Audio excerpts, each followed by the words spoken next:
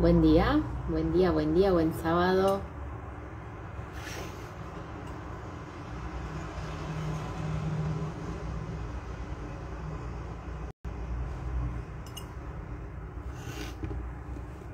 Buenas, hola Lau. Hola Lau, dos Lau. Hola Susana. Ahí tenés. Hola Reni. Qué bueno verte por acá.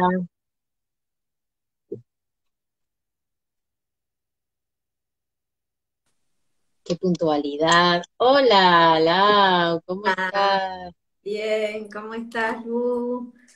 Bien, muy bien, muy bien. Muy Bueno, contenta, muy yo contenta de también. estar aquí. Bueno, muchas gracias. Te súper agradezco por la invitación. Muy agradecida. Un placer, un placer. Me encanta además porque vas a traer temas que por ahí no hemos charlado tanto, entonces me parece hermoso poder incluir esta beta de la corporalidad de la que vamos a hablar hoy, así que feliz. Y Qué bueno. dándole la bienvenida a los que se van sumando, ahí ya son varios, eh, y bueno, y mientras se vayan sumando, yo por ahí estoy un poquito atenta, pero a veces me pierdo comentarios, algunas cositas, porque me concentro mucho en lo que está diciendo el invitado, y bueno, perdón si por ahí no veo algún comentario o algo así. Pero bueno, hola a todos, buen sábado. Esta es una de las últimas entrevistas del primer ciclo, de la primera etapa en realidad de este ciclo, que va a tener después una segunda etapa y se viene un pequeño impas. Así que bueno, cerrando, son las últimas. Vos, quizás alguien más, y después se cierra la primera etapa, feliz, porque la verdad que ha sido maravillosa.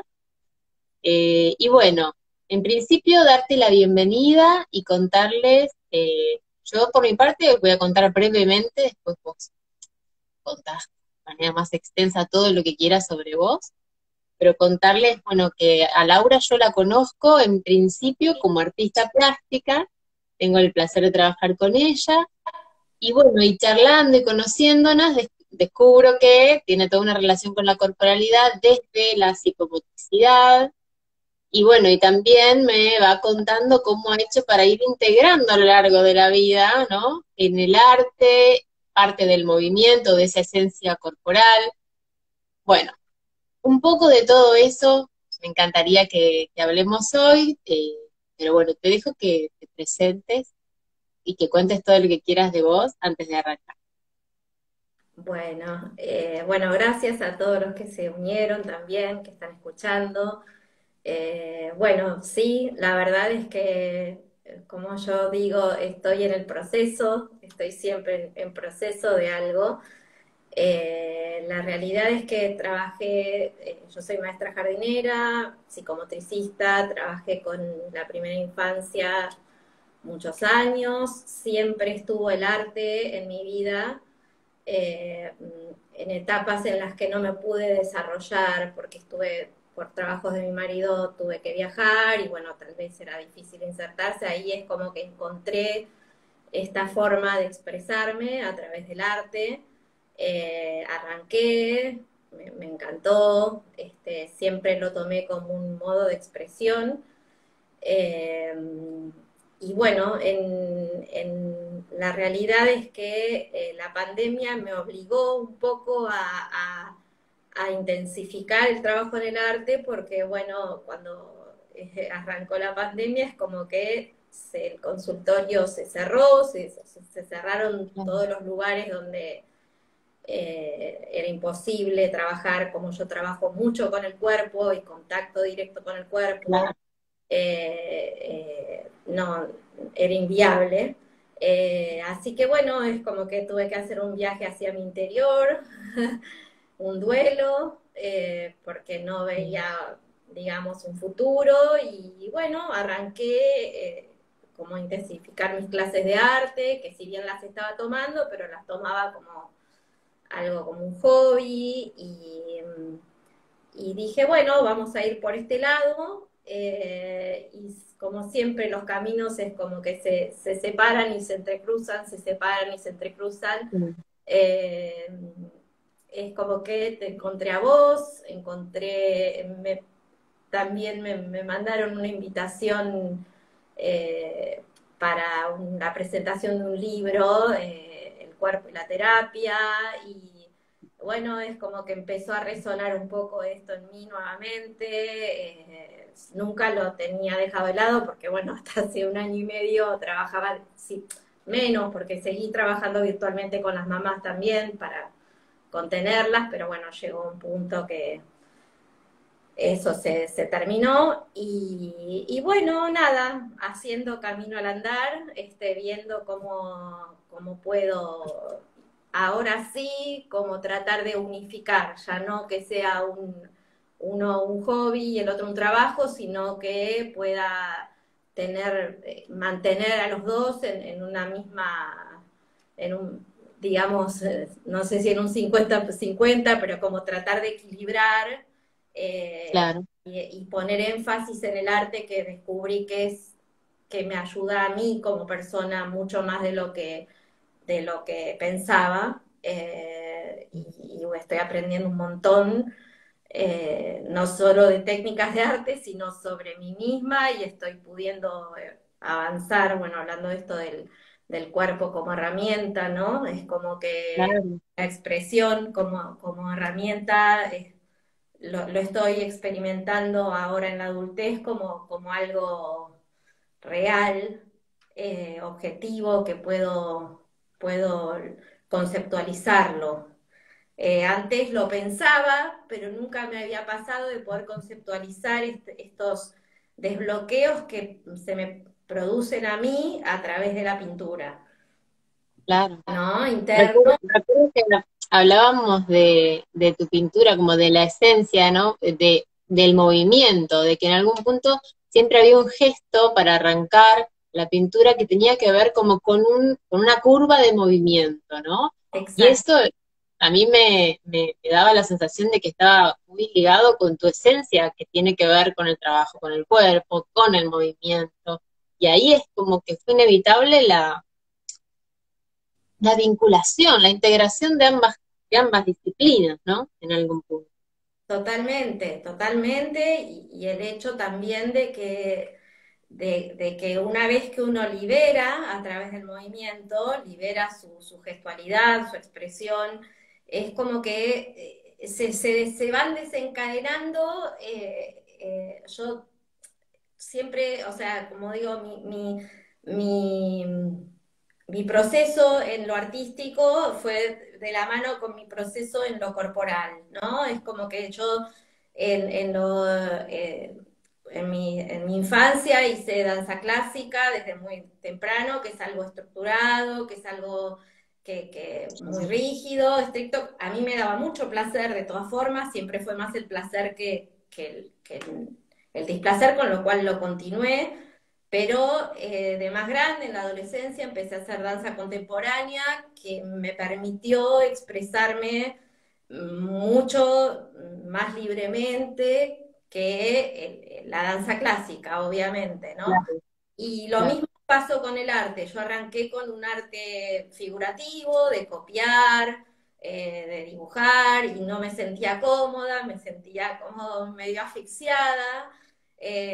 Me gustaba, pero es como que siempre tenía esta cosa de no, yo quiero saber, entender. Me parecía esa gente que hacía arte abstracto, decía, no, no, son genios, yo nunca voy a poder hacer una cosa así.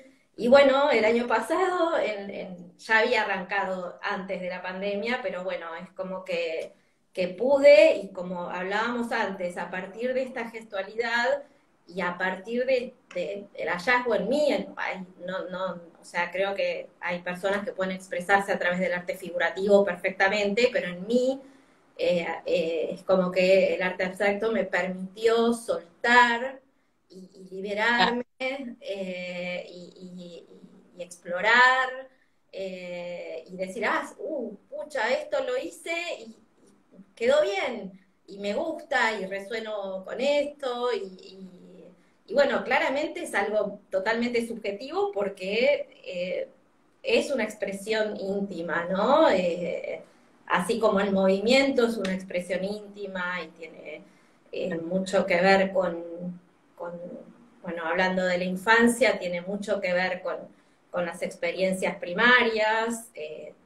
Lau, vos, para que los que por ahí no te conocen o no le echaron la invitación, vos trabajás focalizándote en la infancia, en los niños. Sí, sí, sí, sí. Sí, o sea, de bebés en general, la realidad es que lo que más últimamente eh, estuve trabajando es con niños con retrasos madurativos en el lenguaje, eh, autismo, hiperactividad, TGD, bueno, son como diferentes, según de dónde uno tome el nombre de la patología, ¿no? Pero la realidad es que yo lo abordo de una manera eh, integral, eh, a través del juego, a través de la expresión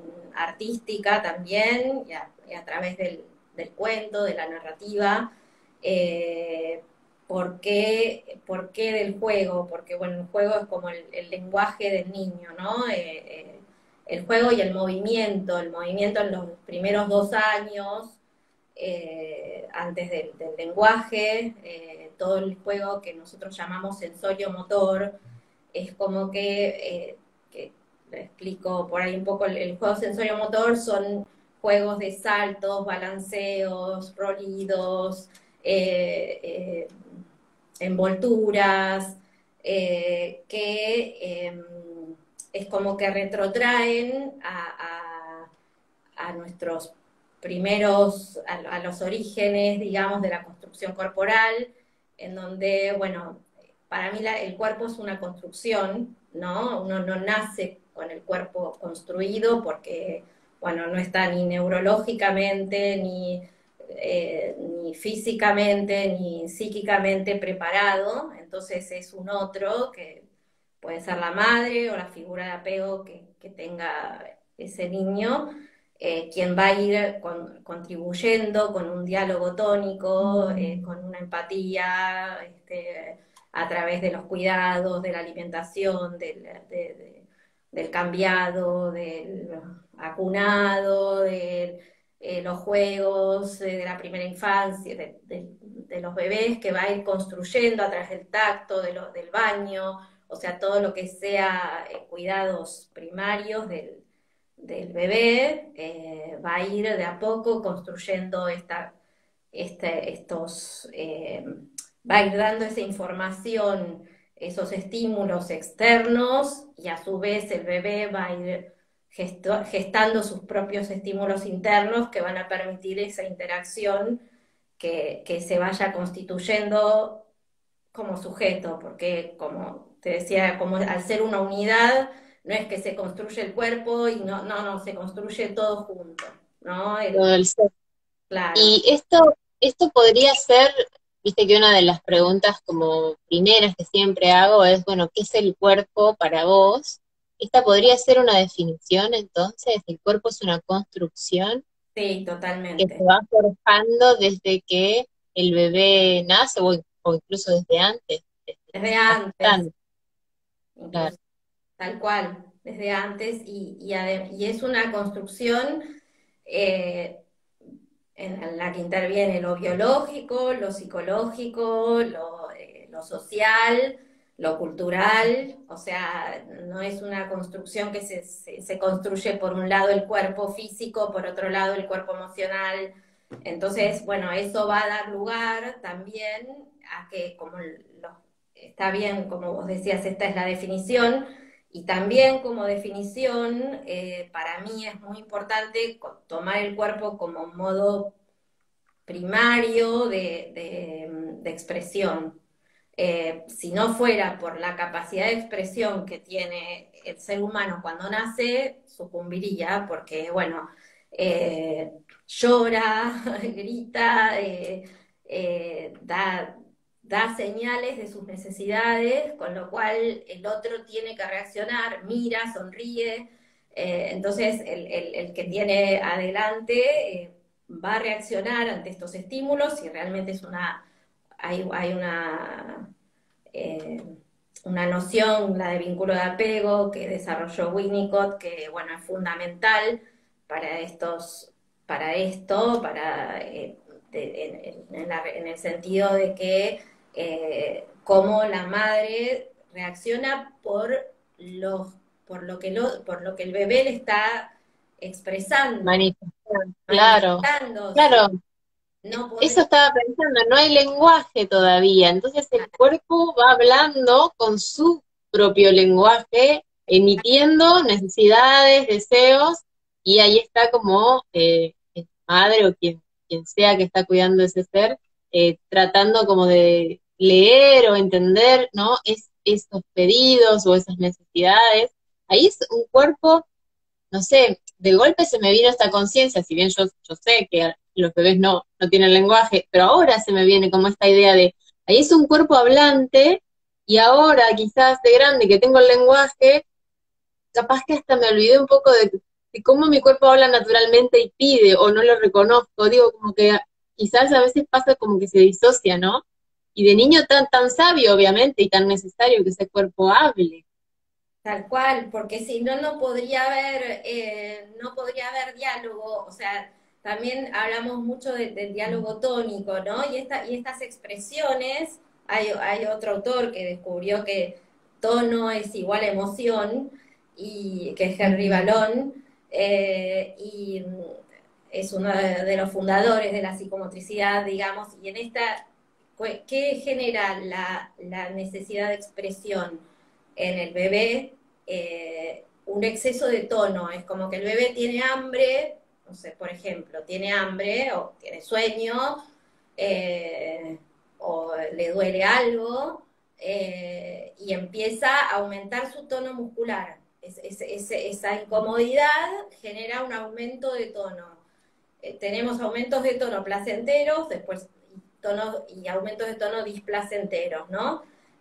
Ante este aumento de tono llega un punto en que el bebé estalla en llanto, para evacuar. El llanto es una manera de evacuar ese exceso de tono. Y está ahí la empatía de la figura de apego en entender y poder decodificar y resonar con este tono del otro.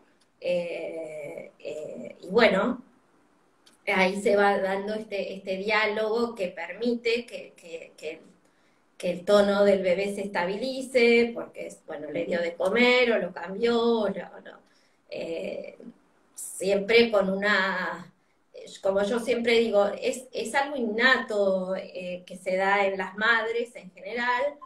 Cuando no se da porque hay un bloqueo en la madre que impide generar este diálogo tónico. Es ahí donde por ahí comienzan las disfunciones, y van a quedar estas disfunciones engramadas, lo que yo hablo, que lo puse en el dossier, el tema este de que queda engramado en el cuerpo. Esas sensaciones de displacer quedan en el cuerpo porque no, volviendo a lo que vos decías, no pueden generar una imagen porque todavía no existe el habla, el lenguaje. Entonces quedan en el cuerpo, y más adelante eso que no se puede expresar a través de palabras porque quedó en el cuerpo y no quedó en imagen, va a salir de alguna manera como síntoma.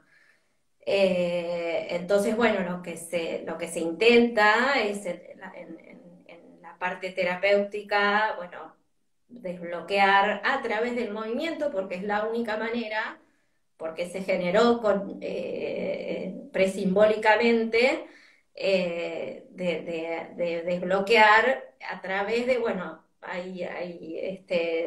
yo por lo menos utilizo la teoría, la técnica de la psicomotricidad operativa de Bernard Couturier, que él es como que tiene todo un encuadre y un dispositivo que permite, obviamente estudiado y con los porqué de cada, permite al niño ir haciendo un recorrido en esa sesión desde lo que es puro movimiento y irlo llevando a lo simbólico para que pueda terminar expresándolo.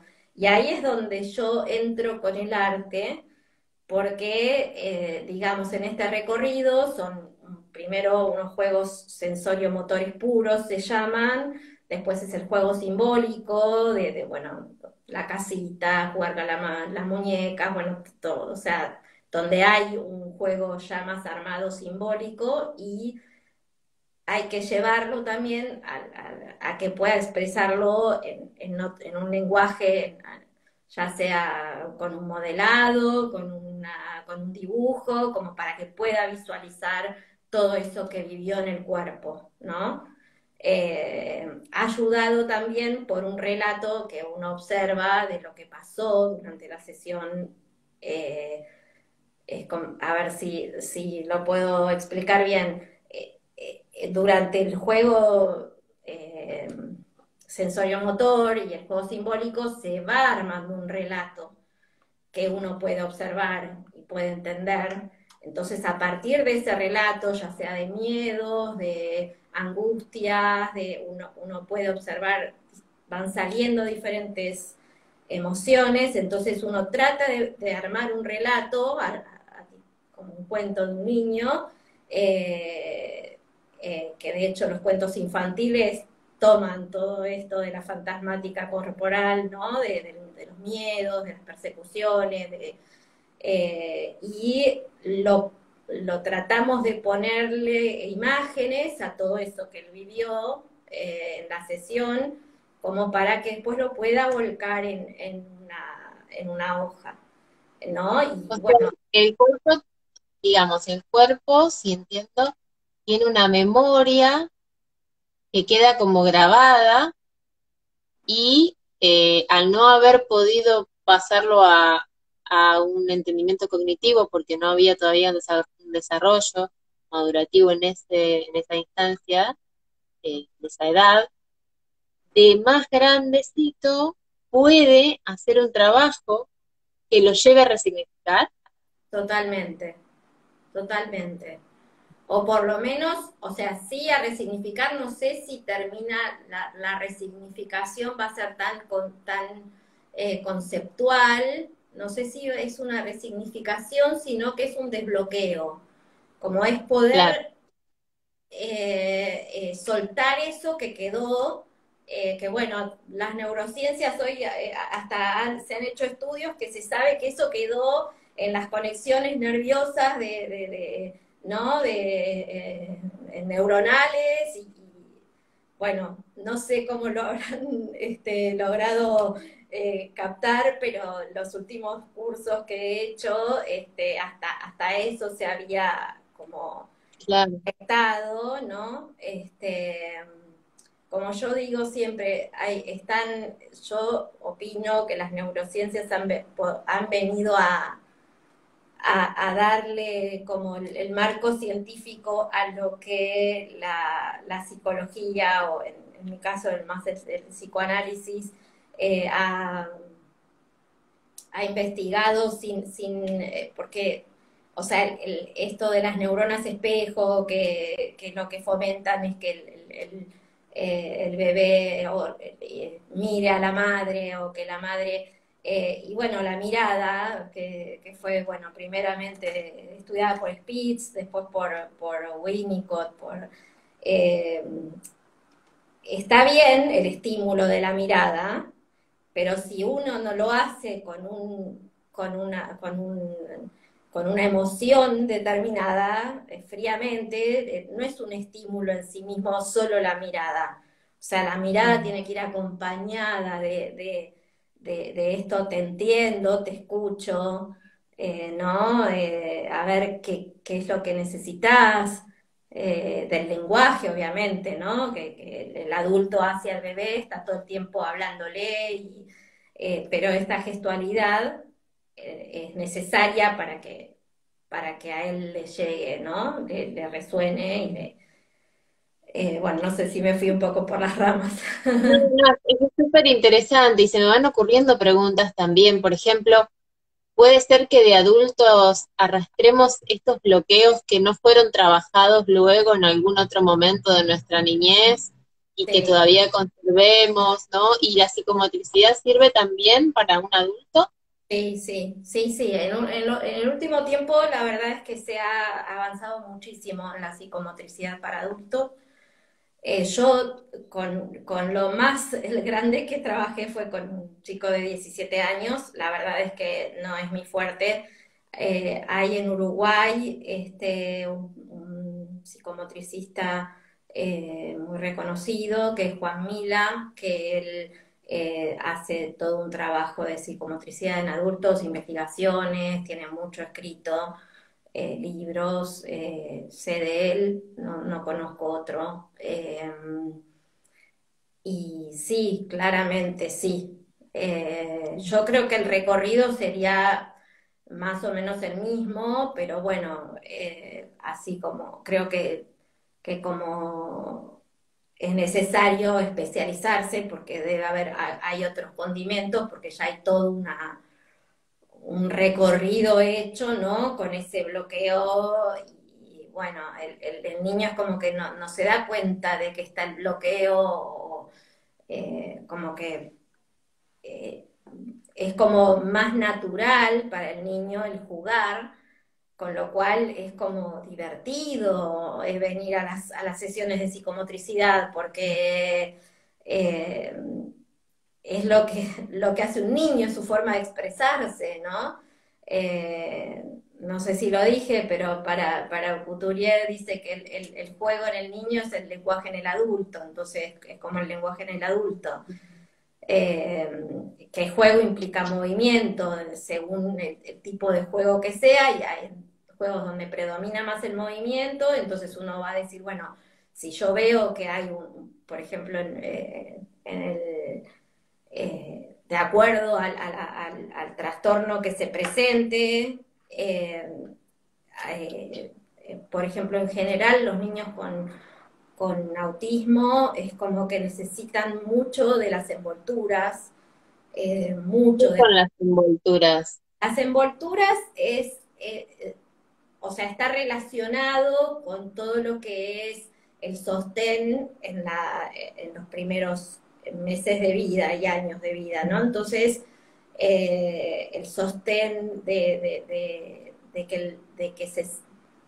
que se sienta contenido para poder integrarse en esta...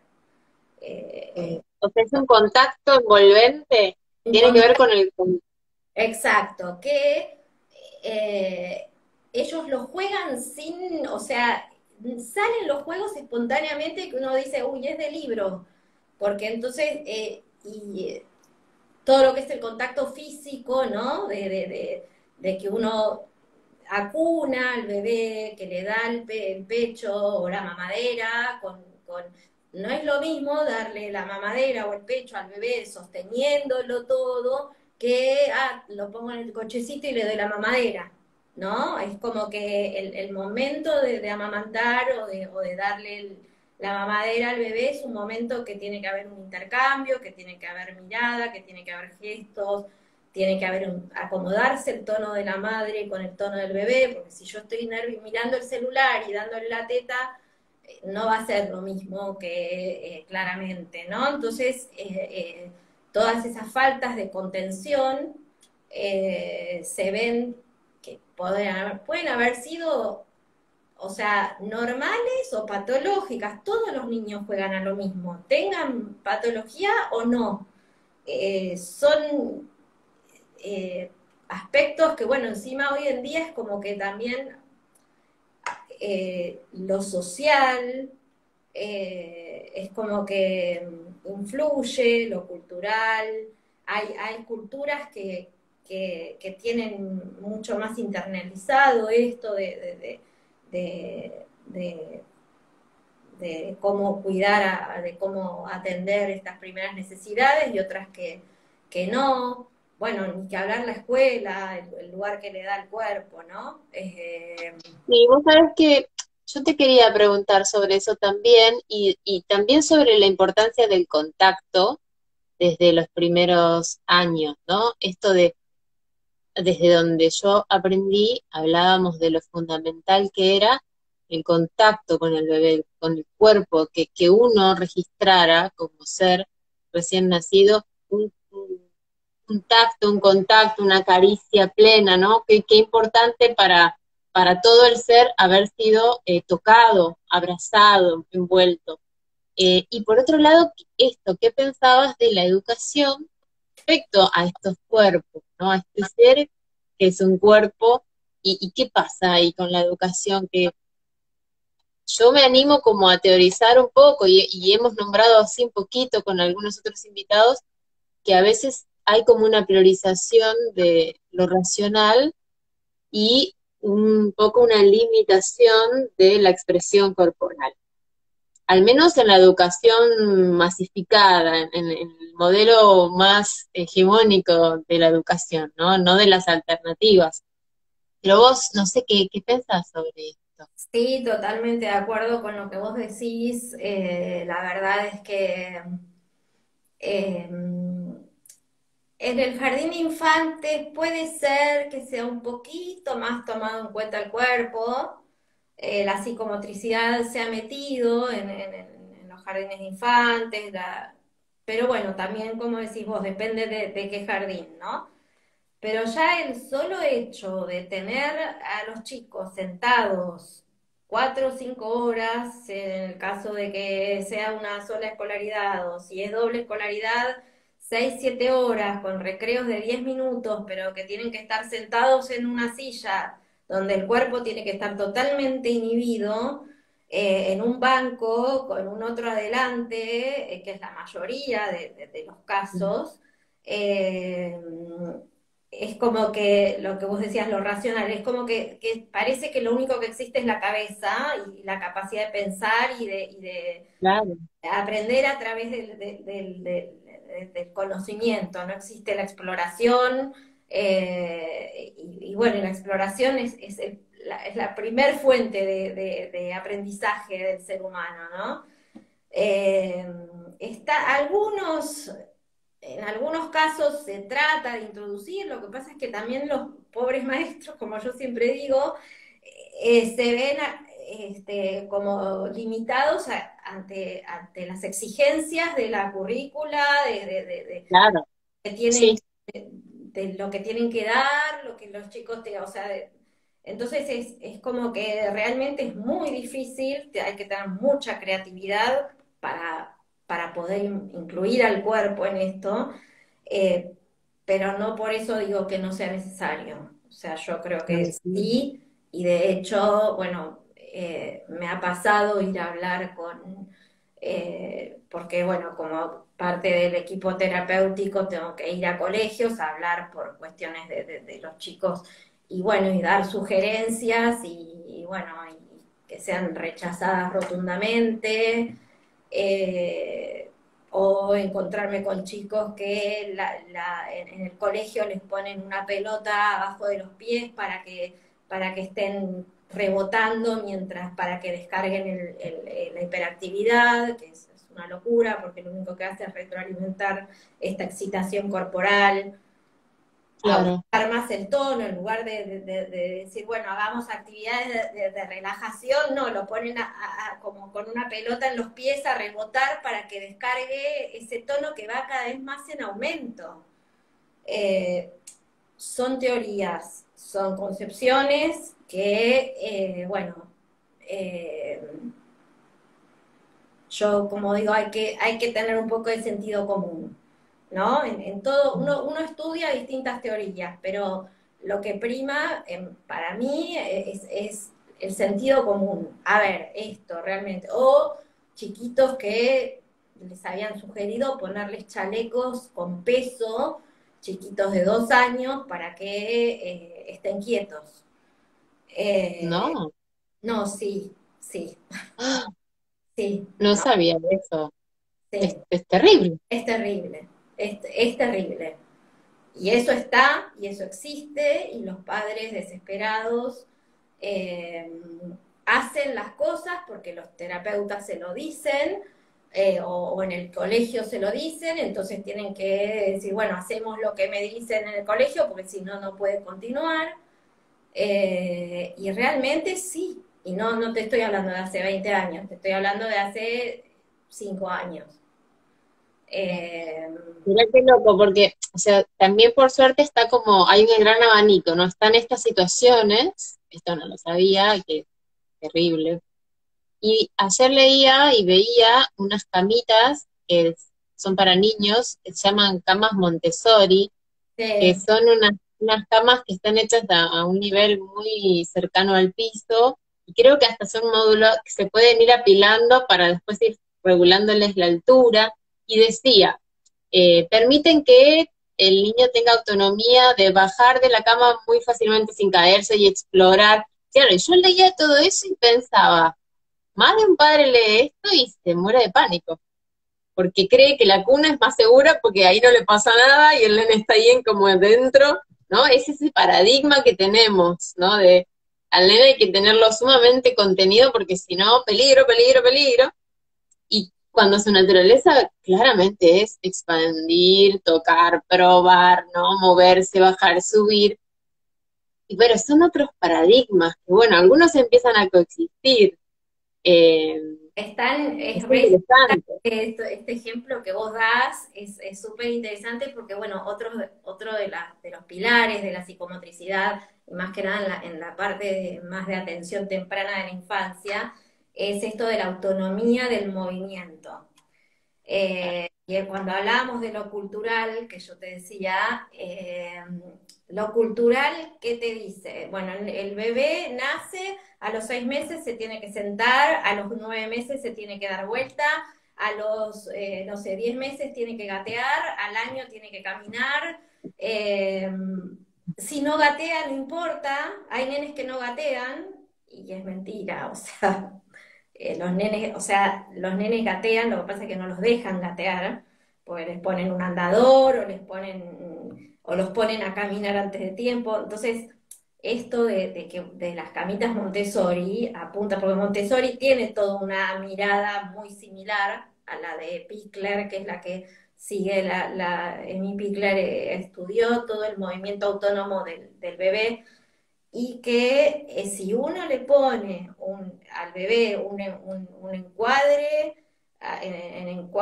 encuadre me refiero a, bueno, esto sí, esto no, pero lo que es no es porque sí va a ser algo riesgoso, pero lo que es sí, eh, eh, o sea, como que serían las reglas. Obviamente, si vos le pones una camita Montessori, no vas a dejar nada peligroso adelante, al lado del... o, bueno, no las he visto, la verdad, las camitas Montessori, he escuchado hablar, ¿no? Pero más que nada es darles un espacio donde puedan desarrollarse autónomamente, donde se hizo este estudio, la doctora Pickler, les ponían como si fueran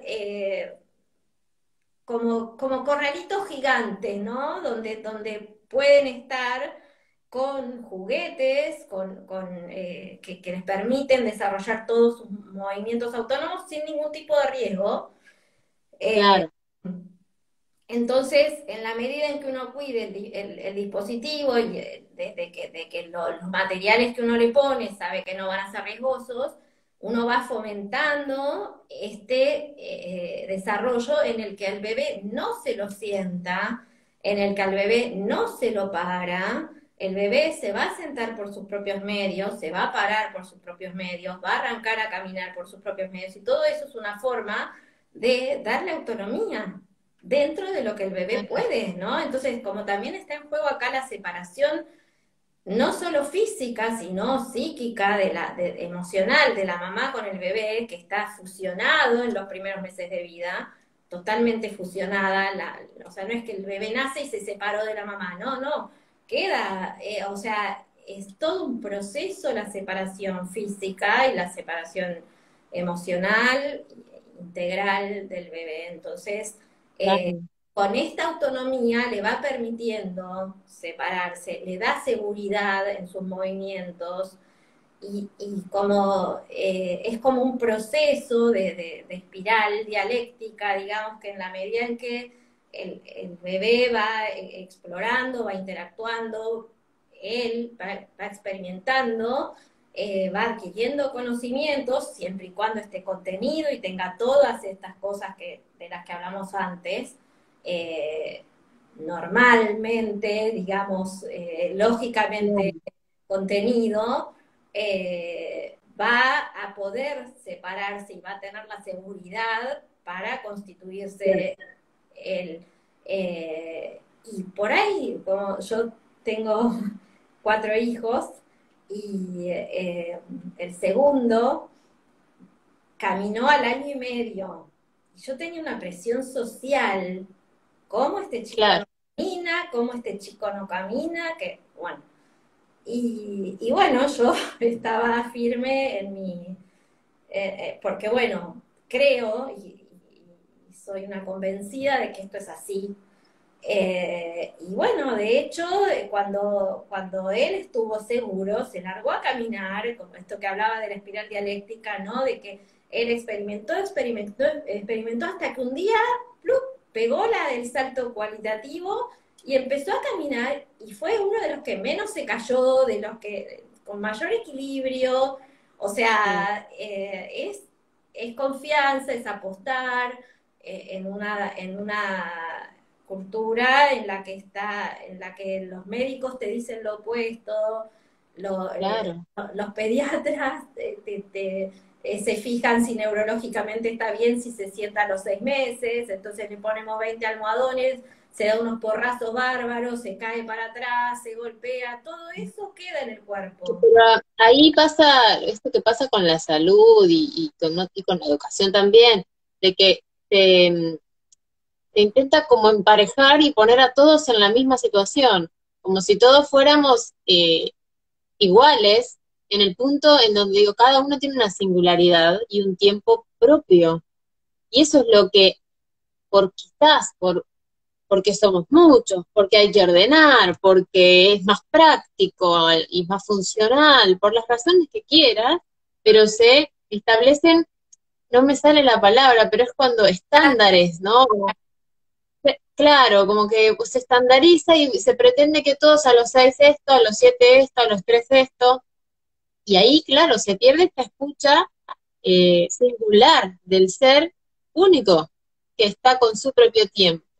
Yo cuando conocía estos métodos educativos en donde ponían aulas que compartían niños, no sé, de 4, 5 y 6 años, o de 6, 7 y 8, y compartían aulas, 3 edades distintas, consecutivas, por ejemplo, ese era uno de los formatos, y tenían en esas aulas, que además no había asiento maestro, sino que acceso a muchos contenidos, y ellos iban eligiendo cuál contenido. Iban a pasar por todos los contenidos, pero ellos mismos, acompañados de maestros, pero iban como eligiendo, esto es para mí ahora, y por ahí uno de 7 elegía lo mismo que uno de 9, porque en ese momento suyo evolutivo tenía como la inquietud despierta hacia ese saber. Bueno, con la salud lo mismo, incluso de grandes, esto nos pasa mucho.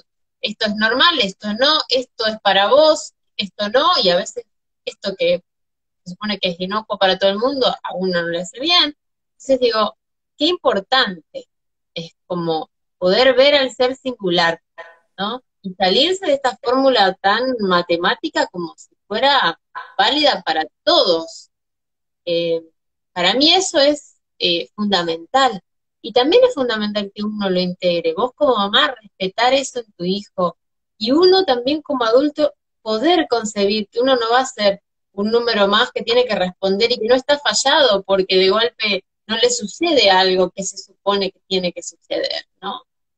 Eso también, como ablandar esos conceptos que por ahí nos ponen en lugares en donde entonces fracasé, entonces tengo tal edad y no me pasa tal cosa, entonces estoy mal, ¿no? Tengo que hacer, tengo que arreglar algo en mí que no funciona y no encaja. Tal cual. Me parece que es muy Sí. interesante ablandar eso. Y cuánto sufrimiento ocasiona, ¿no? En los, o sea, esto de que vos decís, en el adulto, tengo que, esto, ¿cómo puede ser que yo no logré esto, que a esta edad lo tendría que haber logrado? Yo a veces me río de mí misma, ¿no? Porque yo digo, bueno, yo sigo abriendo mi camino y no sé, nunca llegaré es como que es todo un proceso en el que porque yo estudié psicomotricidad, no tengo que quedarme y terminar y morir. Bueno, estará quien, pero como vos decís, hay algunos que se ajustan más a este molde y hay otros que no. Claro, ¿No? De los pasos que hay que seguir en la vida. Entonces, claro, algunos se ajustarán mejor y bárbaro, influirán en eso y está genial, pero hay otros que no. Y entonces en esos claro, no, y generan unas ansiedades, unas angustias en los padres que en especial en los primeros años de escolaridad, realmente unas angustias en los padres que los llevan a la desesperación de hacer cosas que por ahí ni siquiera pueden discernir si lo quieren hacer o no. Hasta a mí me ha pasado en el jardín con mis hijos de que me digan, no, en sala de dos le tenés que sacar los pañales porque ya tiene... Y el nene no estaba preparado para sacarle los pañales, para controlar el esfínteres. Y doy el ejemplo de mi hijo porque es lo más cercano que tengo, pero muchas veces esto de que no, que para entrar a sala de dos tiene que haber control de esfínteres. Y hay nenes que controlan el esfínteres a los 3 años y es normal. No está fuera de lo normal. Es un claro, recién decías una palabra clave, ¿qué es esto del molde?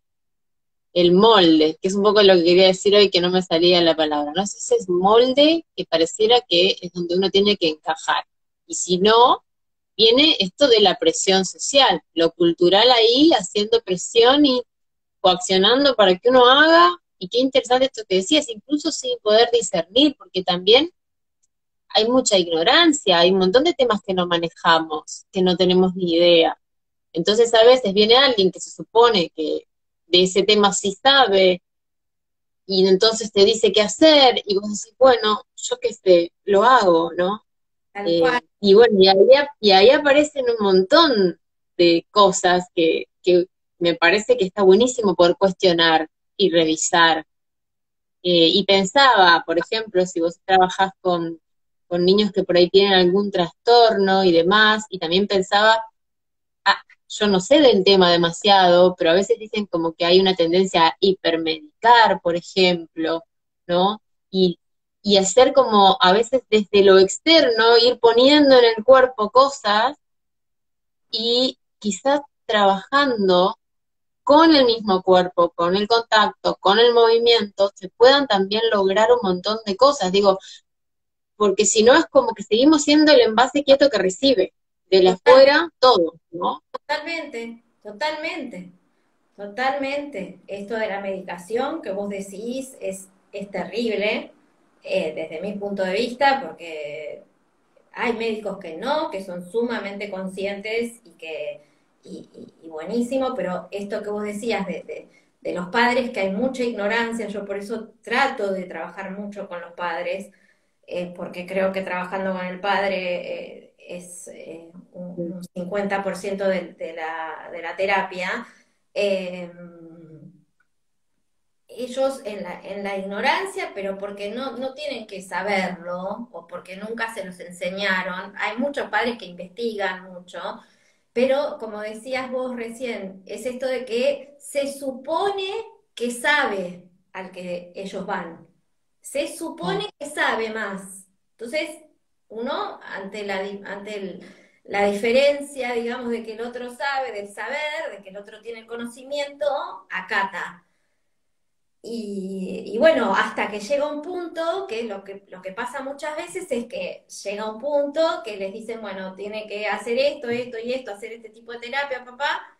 Claro, y el padre llega a un punto que hay algo que no le cierra y que ve que está sufriendo el hijo, que está sufriendo ellos, que no hay avances o que hay muy pocos avances o que hay avances, yo lo que me toca ver muchas veces son avances muy estereotipados.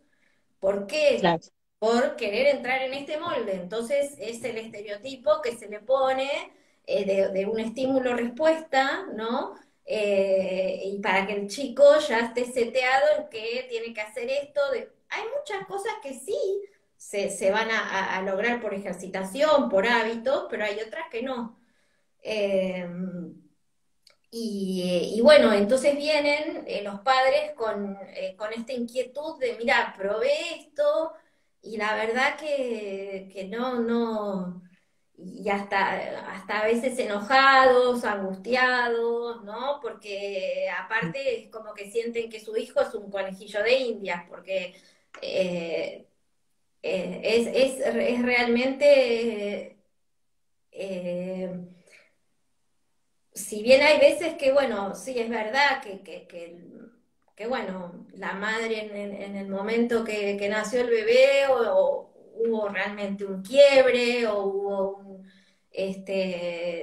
hay mucha depresión postparto o el tema de lo laboral, el tema de bueno, hay muchos factores que pueden influir en que este diálogo, en que este vínculo de apego no se pueda dar como corresponde. Y yo también trato de sacarles esa culpa, porque bueno, uno hace lo que puede, ¿no? Y bueno, sí. eh, tuviste esta circunstancia, esta otra, bueno, ahora lo podemos remediar, ahora pongámonos las pilas para hacer esto y esto y esto. Claro. Pero bueno, sí, es súper amplio, hay un montón de cosas bueno, yo hasta el año pasado también estuve trabajando como voluntaria en CONIN, que son niños de bebés, con mamás y bebés. Y bueno, uno trata como de transmitirles toda esta experiencia, pero bueno, también está todo esto social que es muy fuerte, ¿no? Eh, de, de lo que de lo que se pretende, de la presión que tiene la familia muchas veces, o bueno, después el colegio, esto Mm, que hablábamos antes, ¿no? De sí, siempre hay muy algo que fuerte. cumplir, siempre hay algo que cumplir. Sí, sí, y eso es muy fuerte y creo que se traslada a todos los ámbitos de la vida en todas las edades. Sí, Eh, y es algo que yo creo que últimamente se cuestiona más incluso, pero que sigue teniendo mucha incidencia en nosotros, mucha influencia. Cuando uno decide no ir por ciertos carriles convencionales, va a encontrarse con miradas externas o acusatorias o reprobatorias, y hay que tener mucha fortaleza también para elegir, ¿no? Quedarse en lo que uno siente realmente que es afín a uno, por ejemplo. Y yo pensaba, el cuerpo de un niño, con menos filtro y menos prejuicio, es sabio. Yo me imagino la resistencia que puede poner un cuerpo de un niño a someterse a ciertas cosas, ¿no? Sabiamente, ¿no? Ese cuerpo por ahí resistirse a quedarse quieto, bueno, y después quizás es reprendido por eso y a la fuerza se queda finalmente quieto, pero ¿cuánta sabiduría hay en un cuerpo de un niño? tal cual. Y a veces hemos hablado del juego, mira, del juego hablábamos en la entrevista pasada con una mujer que trabaja desde el movimiento, con una técnica que se llama expresión viva, y ella me decía, incluso atravesamos las tormentas, pero utilizando el juego como medio, recuperando la cualidad del juego como algo que por ahí perdimos en la adultez y que nos permite, nos libera y nos habilita, ¿no? También lo hablábamos con alguien hace un tiempo que trabaja con barro. Y el juego como un método, una manera de poder liberar una sabiduría que está, pero que muchas veces está como reprimida o subyugada a toda una idea, ¿no? Que tengo de cómo debe ser Tal esto cual. o aquello. Y que no nos habilitan, como, mira, hace muchos años fui a Villa Langostura de paseo y me acordé, por esto que dijiste, me acordé había un grupo de jubilados en una plaza jugando en las hamacas, ¿viste estos grupos de jubilados que hacen viajes? Bueno, Sí, jugando en las hamacas, felices, con una sensación de unas sonrisas. Y claro, la reacción del que por ahí no entiende esto, dice, ay, mirá qué ridículos estos a esta edad ponerse a jugar en las hamacas.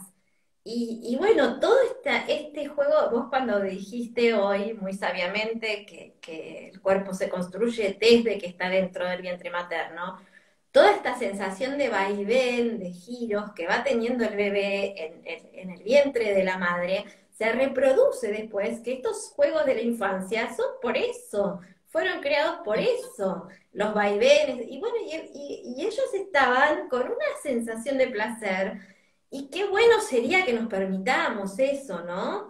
Que nos sí, permitamos y que por la mirada del otro no lo hacemos porque, uy, mira este ridículo, que bueno, se va socializando y uno baila, no sé, hace algún deporte, ¿no? Es como que también cosas más regladas, cosas, es normal. exacto. Bueno, a veces también se necesita esta expresión, ¿no? Del juego en sí mismo, como decías, Claro, sin una estructura, sin reglas, como pura expresión del ser, ¿no? De todo lo que es placentero que uno lleva adentro y que sabe que fue placentero y que el cuerpo sabe que lo fue y por eso es que lo recrea, ¿no? Porque claro, el placer y el displacer es fundamental. También en la posibilidad de generar nuevos aprendizajes, todo lo que, esto que vos decías antes, finalmente se terminan adecuando, ¿no? Se terminan acomodando o no. Es típica el comentario de las madres, no, porque yo en ese consultorio no pude ir más porque mi hijo gritaba desde que entraba hasta que se iba. Es terrible. Nenes de 2 años, de 3 años. ¿Es necesario que estén gritando y llorando desde que entran? ¿Qué aprendizaje van a generar si están llorando todo el tiempo y gritando? Ninguno. No hay nada y no se rescata nada. Nada de nada, realmente. Eh, claro.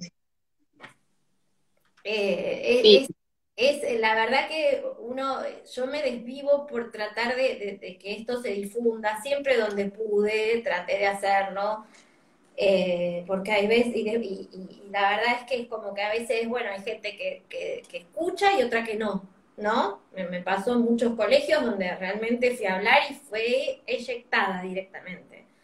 Eh, Dando mis opiniones. Y bueno, me encanta poder hacerlo ahora a través de este espacio tuyo. sí, eh, y, y bueno, siempre creo que es un tema que suma para tenerlo como conocimiento y para tener un parámetro de cuando uno se exponga ante situaciones. A mí por lo menos me ayudó muchísimo porque eh, la presión, digamos, hay que manejarla, como decís vos, ¿no? Eso tal cual. es muy difícil. Sí. Mira, recién veía, estaba mirando también la hora, porque ya se nos cumple la hora, ya casi, quedan 2 minutos Uf, para que se cumpla la hora, pero pensaba que decías recién, la palabra hacer el ridículo, la palabra ridículo, ¿no? Que a veces es uno de afuera que ve a alguien haciendo algo que se supone que no corresponde con su edad, entonces lo juzga, y a veces es uno mismo dice, no, qué ridícula, voy a quedar como una ridícula haciendo esto, no lo hago. Me muero de ganas de ir y, no sé, revolcarme en la arena, pero no, no voy a hacer eso, voy a quedar como un ridículo. O sea, uno también, cuánto se limita. Y pensaba, ¿no? Hilando un poco, ¿qué nos pasa cuando nos quedamos, que sentimos que vamos a quedar como ridículos, como inadecuados, vamos a ser rechazados porque no estamos encajando en este molde? Porque en el fondo no queremos ser rechazados, queremos ser aceptados, queremos pertenecer, queremos ser amados. Hay como todo un encadenamiento de cosas que nos llevan a, y bueno, entonces me limito, ¿no? Me contengo y no lo hago, porque en el fondo, entonces, qué importante empezar a ser como más amados y más aceptados y a practicar esta conciencia de cuestionar qué es esto de hacer el ridículo, por qué estaría mal no poder jugar en una hamaca a mis 70 años, ¿no? Entonces, poder como ir destejiendo cositas que en realidad nos atan, ¿no? Cuestionarnos todo eso para, para vivir más plenos, sin tanto prejuicio, más singulares, ¿no? Y esto desde la niñez hasta el día que nos vayamos de este plan. tal, tal, Eh, tal cual. me encantó, se nos va el tiempo, así Bueno, que yo por mi parte, acá algunos mensajitos muy lindos, qué linda charla, hermosa charla, espectacular, bueno, ahí me dejando corazoncitos, gracias a los que estuvieron ahí, es un tema hermoso y sí. da para mucho, como siempre, yo me quedo con ganas de más, pero bueno, ya vendrá una segunda parte de este ciclo y haremos más cosas. Hola José, está llegando ya en el final. José es la invitada que tuvimos la vez pasada. Así que, bueno, yo te agradezco un montón y te dejo a vos para que cierres con lo que quieras y bueno, y No, hasta la yo te próxima. agradezco a vos este espacio, como yo siempre digo, eh, por algo pasan las cosas, por algo nos encontramos y bueno, y se dio esta charla hermosa que bueno, nos enriqueció a las dos y enriquecerá a algunos que nos estén viendo. Agradezco a toda la gente que se unió. Yo tampoco puedo ver demasiado quiénes son porque sin los anteojos no veo, pero bueno, les agradezco un montón y bueno, acá estoy. Cuando quieran, los que quieran, yo siempre estoy abierta a las consultas, a dudas que tengan, bueno, y tratando de seguir con este camino, incorporando nuevas cosas. Así que, Bueno, muchas gracias. Ahí ah, mira, decía, un último comentario, dice Cris, los abuelos jugando con los nietos son el mejor ejemplo. tal cual. Ella es una abuela maravillosa que juega mucho, lo sé, y Bueno, es muy sanador, es muy hermoso. tal Bueno, cual. Ese es un gran. gracias, Bueno, un abrazo, un beso, muchas gracias por todo. Y bueno, gracias a vos. Nos vemos prontito y seguimos. Chau, dale, chau. chao, chao.